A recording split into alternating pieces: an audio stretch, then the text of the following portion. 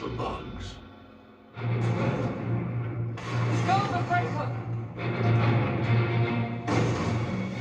You won't believe what nearly made it into Fantastic Four first steps. Deleted scenes, alternate endings, and even a totally different post-credit scene shot by the Russos on the set of Avengers Doomsday. We're diving in because some of these cuts completely change major segments in the movie, so stick around. If you're new here, hit that subscribe button for more videos like these. Some of these deleted bits could show up on the Blu-ray release. Marvel's known to keep most of the edits behind the scenes, literally. You often only see a small fraction of this footage make it to the final cut.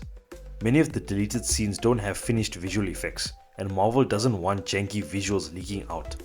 Word from insiders is that they cut numerous cameos, so yes, release the Fantastic Cut.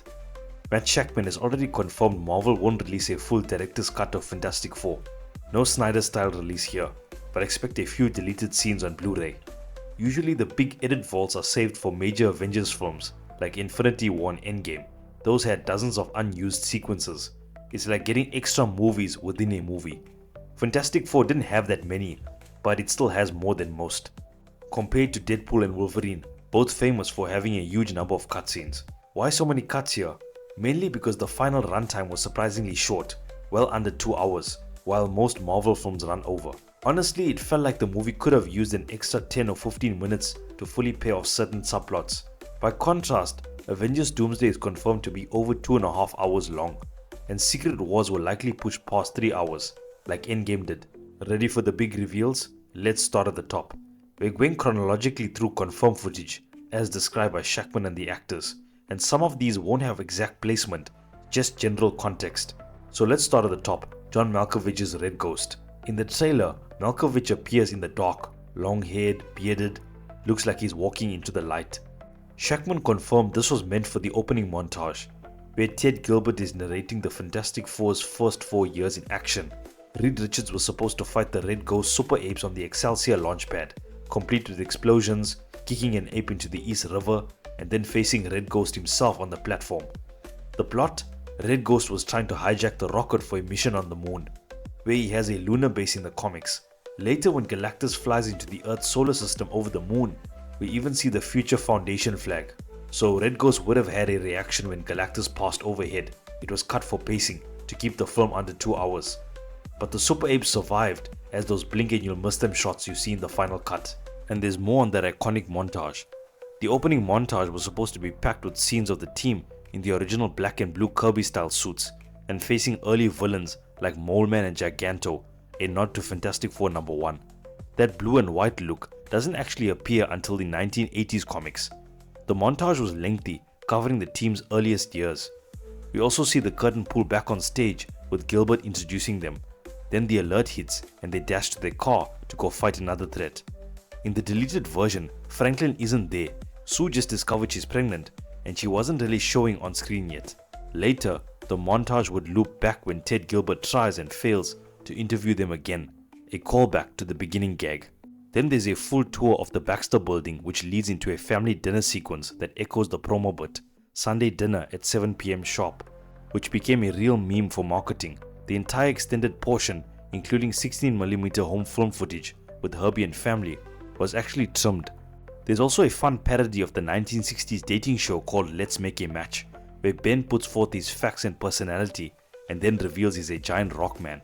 The joke? Women love Ben Grimm on paper but freak out when they see him. In the scene, the contestant doesn't really seem fazed, possibly hinting at his romance subplot with Rachel Rosman, Alicia Masters stand-in based on Jack Kirby's wife Roz.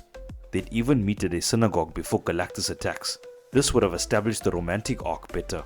A deleted scene shows Sue, pregnant with Franklin, being comforted by Ben on a couch, ready to become a mom in a superhero family.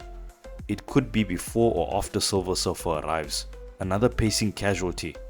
We also get a longer version of the Reed and Sue power check talk, reflecting on how things have changed since their last space mission. This plays over a montage showing improved powers and maturity, cut for speed again, push to Galactus. Then there's a deeper scene of the self-blame moment from Reed, saying it's my fault, I stretched the boundaries of space, thinking Silver Surfer detected his portal experiments and alerted Galactus. In the comics, the Inhumans and Deviants fight caused a massive energy release later detected by Silver Surfer. This subplot was axed, but the cut reveals the intended source of Galactus' interest in Earth. There was a striking deleted scene of Johnny on a beach in Zen-La in his Fantastic Four uniform, watching Shala Bal before she became Silver Surfer. This wasn't literal teleportation, but a vision. Silver Surfer showing him glimpses of her home world and daughter, using her cosmic powers to influence him. Most of her flashback scenes in the theatrical version were shown from another observer's point of view, so this was part of that internal vision. And then there's the post-credit scene twist. In theaters, we saw Dr. Doom, Robert Downey Jr. arriving to grab toddler Franklin Richards, teasing Avengers Doomsday. But an alternate version had Chris Evans as Nomad, from an alternate universe, not the MCU, warning the team about Doom. This would have included the Fantastic Four in the scene, filmed by the Russos on the Doomsday set, inside the 828 Baxter building. According to Kevin Feige, they filmed both versions, but picked the Robert Downey Jr. Dr. Doom version because it had a bigger impact on general audiences, and gave a payoff for fans waiting to see Dr. Doom on screen since his reveal at Comic-Con last year. Marvel movies tend to reveal more deleted footage over time, sometimes years later. If you spotted a shot in the trailers that didn't make it to the theaters, drop it in the comments. There's always more to uncover. Don't forget to like, subscribe, and hit that notification bell so you don't miss the next update. Thanks so much for watching, and I'll catch you in the next one.